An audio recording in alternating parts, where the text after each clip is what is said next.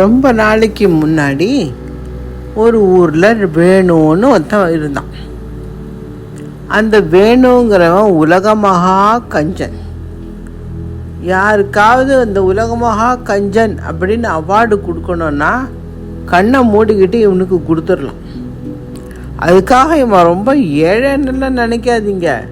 அவனுக்கு எக்கச்சக்கமான நில புல்லன் காசு எல்லாம் இருந்தது. ஆனால் என்ன பண்ணுவான், இந்த விவசாய நிலையிலலாம் வேலை செஞ்சால் வேலை செய்யறவங்களுக்கு காசு கொடுக்கணுமேங்கிறதுக்காக அவன் காசு கொடுக்காம அந்த நிலத்தை எல்லாம் விற்று பணத்தை பதுக்கி வச்சுட்டான். பாரம ஏழை மாதிரி வேஷம் போட்டுக்கிட்டு திரிவான். யாராவது வேஷ்டி புடவை தானம் பண்ணினா முதல்ல ஆளாக ஓடி போய் வாங்கிட்டு வந்துடுவான். ஏன்னா அதுக்கு காசு செலவழிக்கணுமே. சாப்பாட்டுக்கு கூட காசு செலவழிக்கணுங்கிறதுக்கே அவனுக்கு துக்கம் மென்ன அடைக்கும். அந்த ஊர் கோவிலில் டெய்லி பிரசாதம் கொடுப்பாங்க. எவ்வளோ கொடுப்பாங்க, ஒரு குட்டி தொன்னையில் கொடுப்பாங்க. அதையும் வாங்கிட்டு வந்துடுவான். அப்போது அந்த ஊருக்கு ஒரு முனிவர் வந்தார்.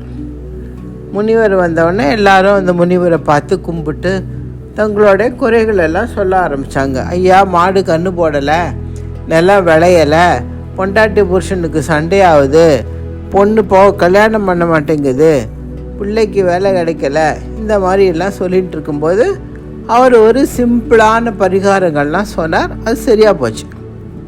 இந்த வேணுவும் சரி நாம்ளும் இந்த முனிவர்கிட்ட போய் கேட்போம் அப்படின்னு பிளான் பண்ணிட்டு போனான்.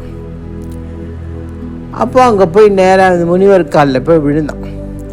ஐயா, நான் ரொம்ப ஏழை, சோத்துக்கே கஷ்டப்படுறேன், என்னோடய வறுமையை போக்க ஏதாவது பண்ணக்கூடாதா அப்படின்னு கெஞ்சினான். அப்போ அந்த முனிவரை பார்க்கறதுக்கு ஒருத்தர் காணிக்கையாக கொஞ்சம் சோள ரொட்டி எடுத்துகிட்டு வந்தார்.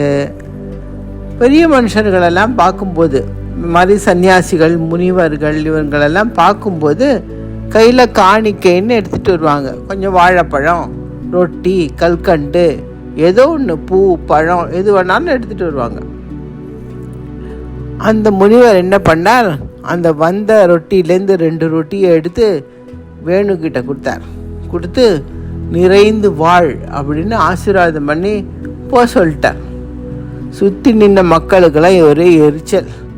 இவன் எப்பேற்பட்ட பிசினாரின்னு நம்மளுக்கு தெரியும், தகுதி இல்லாத ஒருத்தனுக்கு ஆசீர்வாதம் வழங்குறார் பத்தியா இந்த முனிவர்னு. ஆனால் முனிவர் ஒன்றுமே சொல்லலை, பேசாமல் சிரிச்சிட்டு பேசாமல் இருந்துட்டார். வேணுவுக்கும் கொஞ்சம் ஏமாத்தந்தான்.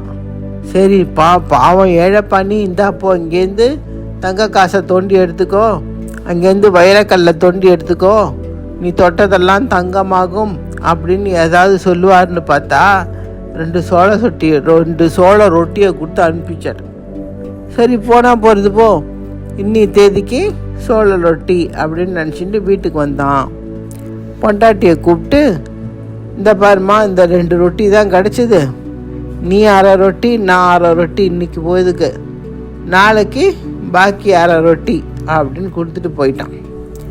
வாசலில் உட்காந்து அந்த 1/2 ரொட்டியை கொஞ்சோண்டு பிச்சு வாயில் போட்டான். போட்டு சாப்பிட்டு மெல்ல ஆரம்பித்தா அது முழுங்க வாயில் ரொட்டி தீர்ற மாதிரியே இல்லை. கையிலையோ 1/2 ரொட்டி அப்படியே இருக்குது. வாயில் ரொட்டி வந்த வண்ணமாக இருக்குது. வயிறு ரொட்டியால் ரொம்ப வெடிக்கிற மாதிரி ஆயிடுது. வாய் வலி தாங்கலை, துப்பவும் மனசு இல்லை. கடைசியில் பயந்து போய் வேணும் முனிவர்கிட்ட ஓடினான். பேசக்கூட முடியல. முனிவரே மன்னிச்சிருங்கோ, இந்த ரொட்டிகிட்டேருந்து என்னை காப்பாற்றுங்கன்னு கத்தினோடனே வாயில் இருந்த ரொட்டி மறைஞ்சு போச்சு. போதும் அப்படிங்கிற மனுஷனை சொல்ல வைக்கிற ஒரே ஒரு விஷயம் உணவு தான். நம்ம எவ்வளோ ட்ரெஸ் வேணாலும் போட்டுக்கலாம், எவ்வளோ காசு வேணாலும் சேர்க்கலாம், ஆனால் வயதுக்குள்ளே சாப்பிடும்போது போரும், இதுக்கு மேலே நம்மளால் ஒரு பருக்க கூட இறக்காது அப்படிங்கிற நிலைமைக்கு கொண்டு வர விஷயம் உணவு மாத்திரம்தான். முனிவர் சொன்னார், உங்ககிட்ட நிறைய பணம் இருக்குது, மனசு தான் இல்லை. இந்த பணம் உன்னோட மரணத்துக்கு பின்னாடி கூட வராது. நீ இதை விட்டுட்டு போக மனசில்லாத கஞ்சனா திரிஞ்சியானா அப்புறம் அடுத்த ஜென்மத்தில் பூதமாகத்தான் அலைவேன். அதனால் இந்த உன்னோட பணம் பூர்வ ஜென்ம புண்ணியத்தினால கிடைச்ச செல்வம். இதை நன்கு அனுபவி, எல்லாருக்கும் கொடுத்து உதவு, நல்லவன்னு பேர் வாங்கு, அது மாத்திரமே உனக்கு உதவும் அப்படின்னு அறிவுரை சொன்னார். முனிவர் சொன்னதில் இந்த உண்மை மனசில் உரைக்க புது மனுஷனாக திரும்பினான் வேணும். ஆகவே மக்களே, நம்மளுக்கு தேவை அப்படிங்கும்போது தேவையானதுக்கு கண்டிப்பாக செலவழிக்கணும். தேவையில்லாததுக்கு செலவழிக்காமல் தேவையில்லாததை வாங்கி எடுக்கிறதுல என்ன அர்த்தம்? அதே சமயம் தேவையானதுக்கு காசு பார்த்துட்டு வாங்காமல் இருக்கிறதுக்கும் என்ன அர்த்தம்? இந்த கஞ்ச பிசினாரியாக இல்லாமல் அதே சமயம் வாரி இறைக்கிற ஊதாரியாகவும் இல்லாமல் நடுநிலையாக இருந்தால் நம்ம லைஃப் சந்தோஷமாக இருக்கும்.